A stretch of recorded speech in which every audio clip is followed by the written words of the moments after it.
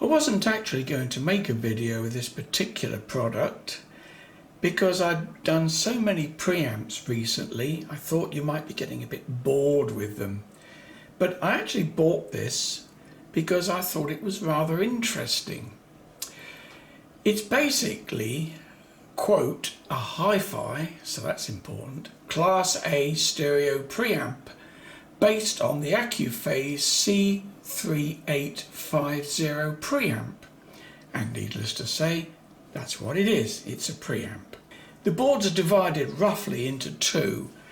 Along this line here, back is all power supply and input switching relays, and this part is the preamp, left channel and right channel. Now the thing that I found interesting in this was how many transistors it's got. It's got a chip on the front here. It uses the Philips, a branded Philips NE5534, which is basically very similar to my favourite chip, 5532, but it's a single amplifier in each package rather than a dual amplifier. Other than that, it's basically very similar. But it's actually got 10 discrete transistors per side. So initially I thought this is either going to have incredible amounts of gain or a different way of operating. Now it's claimed to operate in Class A, but saying that, most preamps would operate in Class A. No one would use Class B under any stretch of the imagination. I thought it would be interesting to see how good or how bad it isn't. Looking at the board here, the power supply is a straightforward regulated supply here, plus and minus, and there's a separate regulated supply for the relays, which is basically input switching one of three inputs. And supplied is this switch of dubious quality and the lead which connects it to this point here. Now, talking about the construction, the printed circuit board is rather good. It's not quite to the standard as the previous one that I showed you. Oh, this, by the way, is my usual bodge input and output connections. They're not part of the kit. These are, quote, audiophile smoothing capacitors. I'm not quite sure what the definition of audiophile, I've just realised you can't see what I'm pointing to. These are audiophile capacitors. They do have a rather low ESR and they are a branded product. The relays are the standard one that they use in all of these products, and the idea is that along here we have this breakout part where you can connect the input circuitry to the phonos with jump wires, or you can go straight in the front like I have at this moment and just connect a pair of phonos as the input here, and of course the relays won't energize. As per usual, no circuit diagram, but since I built this I have in fact found what I would say is probably the circuit. It certainly would appear to be the circuit, and very loosely, how loosely again I don't know, based on the C3850 Accuphase. The only issues I had with it, initially when I powered up, only the left channel worked, and bearing in mind I'd already been around with the microscope, well, the lens, it sounds posh to say microscope, the lens, checking for solder bridges, you know, the usual stuff that one's inclined to make, and I couldn't find any problem at all. And then, to my sheer amazement, I found that this transistor I'd actually put round the wrong way, and you know, I must have checked that so many times, but all I was getting from it was a very distorted, awful sound. So I knew I'd done something wrong, because prior to building I always check every single component for value in the case of transistors to get a rough idea what the gain should be. All the resistors I measure and all the capacitors. Electrolytics I check for ESR, all the good stuff. And all the components, there was no spare components. Some I couldn't work out originally where they went because the diodes, for example, aren't marked as to where they go. And I ended up fitting them through looking at them because some of them are so small, i.e. here, that you can't actually read anything on them. It was obvious that these are the rectifier diodes and the ones behind there are rectifier diodes. All the others are to do with the biasing of the circuit. As I say, I hadn't proposed to video this, that's why it's already assembled, but I didn't have any issues assembling it. It all went together rather well. I am going to show you a few figures, but as I said, I've already built it and done tests on it, and most importantly, I've been using these things. Newly cleaned out, so I'm getting all the high frequencies, well, all the way up to about 12k or 14k on a good day.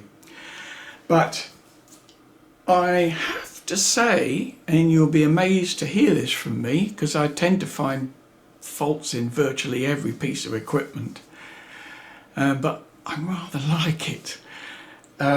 It's very low noise, which is surprising, because I thought with all those transistors, signal passing through so many of them has to increase noise. But the main thing is the signal goes in to the 5534. That does, it's a bit of a buffer and a small gain stage as well. There's no adjustments to the gain on this, but needless to say the gain is actually quite high. Not silly high, but it's very low noise. I was surprised feeding it into my L12 amplifier. I don't know, when you've got extra gain, it always seems to give you that extra punch to the signal, even though I know and you know increasing the gain won't do that. But it's the same story that if it's louder, it's got that illusion of sounding better. Particularly if you don't have to turn the volume knob so far, you always think, oh, that's only just off the stop and it's already shaking the walls. Gotta be better. And well, I'm not naive enough to realise that's the case, but it's certainly the placebo effect that it gives. You'll see by some numbers I'm going to show you in a minute, but the frequency response is just ridiculous. When I say ridiculous, when I think back 10, 20 years, I can think back that far. If it was flat, i.e. about 1 dB down at 20 Hertz to 20k, you thought, man, this is a pretty good piece of kit. But this is flat right into the RF band.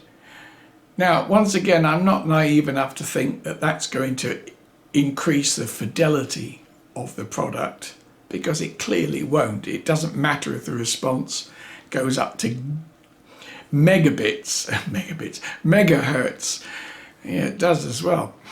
But it just shows you what its open loop gain is. And there's nothing, basically, there's no capacitors in the signal path at all. So needless to say, as you will see, its response is DC.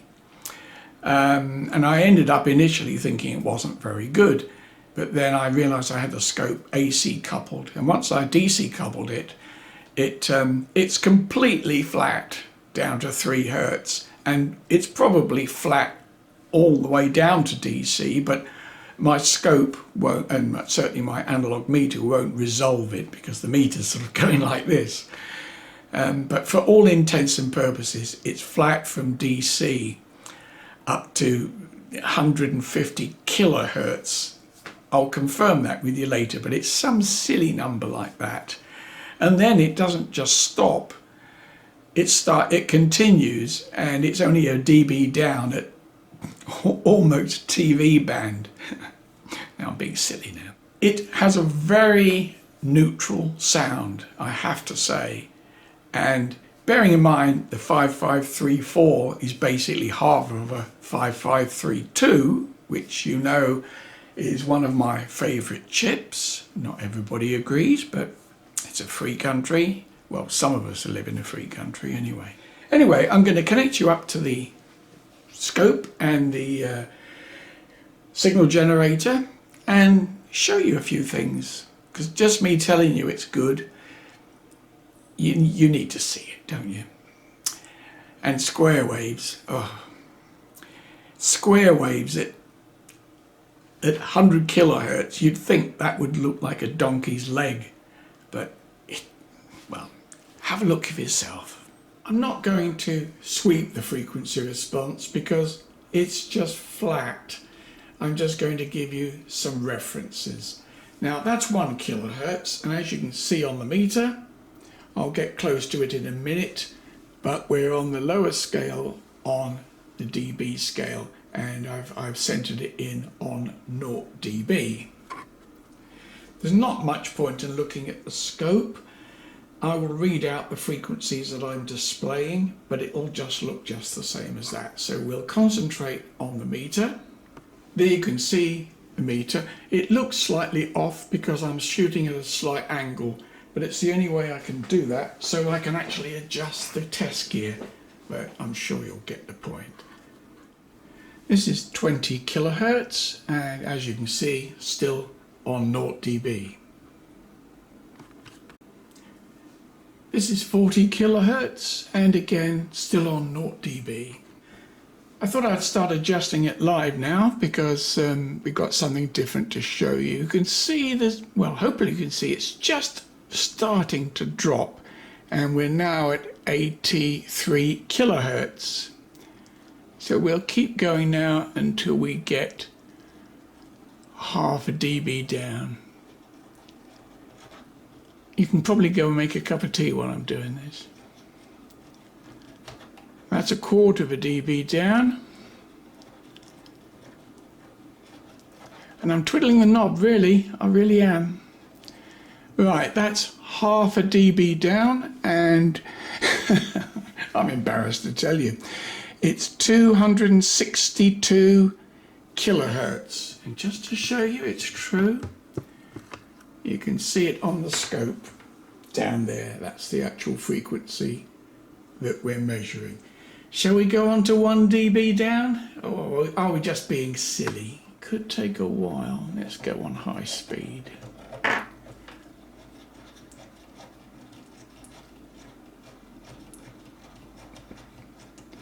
Oh dear, my finger's wearing out.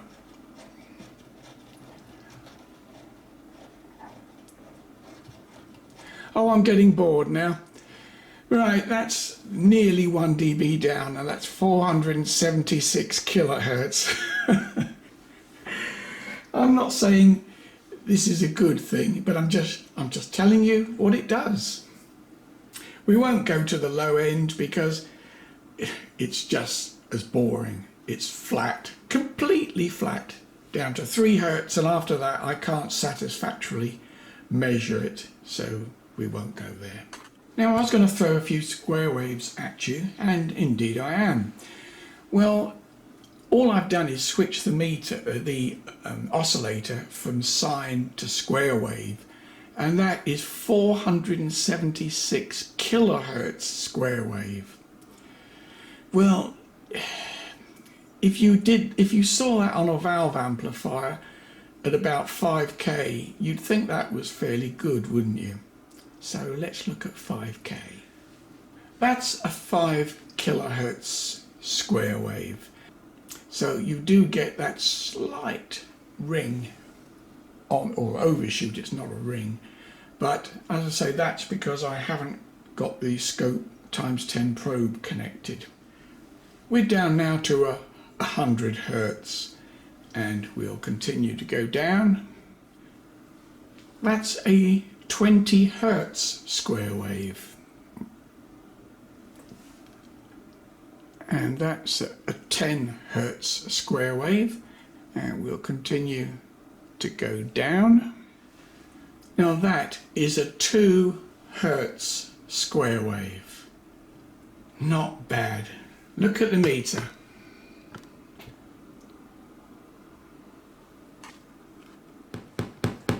And this is what the loudspeaker thinks of a square wave at 2 Hertz. Slightly outside its pass band. It's obviously you can hear it clicking because the square wave is sort of on and off, isn't it? That's why it clicks. And for those of you that can't actually hear this, like I can, like I can't, that's 2 cycles sine wave at just over 1 watt going into the speaker. Well, there's a little bit of stuff that I hope whets your appetite. To sum up, I'm not going to go into hours and hours of how it sounds, other than the fact that it's very, very neutral.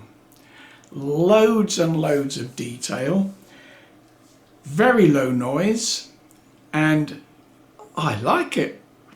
So much so, in that PreAmp box that I've used previously, I'm going to install it permanently. How about that? So it will actually be a proper working PreAmp that I shall use together with my L12 amplifier. And I have to say that that combination gives you stacks of gain and really sounds good. Power supply uses 10 milliamps or less, again measured from the AC side. Nothing gets warm. It needs 15-0-15, although it does say up to 18 volts are okay. But obviously the higher the voltage, the warmer the heat sinks will get on the regulators. But you can say for all intents and purposes, nothing gets even warm on there. Frequency response and square waves on everything. But I've tried to measure THD, and the limits with the equipment I've got is about, on a good day, 0.1%. But it's not accurate because it's beginning to be buried in the noise. Not the noise of the amplifier, I might add, but the digital noise from the scope itself. All I can say is there are no artifacts visible at all. Now, if you feel that the input op-amp isn't to your liking, and I can't think why you'd think that, but you can replace it with an OPA 627, an LME 49710, or an OPA 1611, etc. I've not tried any of these chips, so I don't know whether it will make an audible improvement or not. I nearly forgot. You'll find I don't ask you to subscribe. I don't ask you to give me money. I don't ask anything from you at all. If you enjoy watching my videos, that's all I need. I get no money, no sponsorship from anybody. I pay for these things with my own money, so that way I can give you a completely unbiased view of things. But you could subscribe if you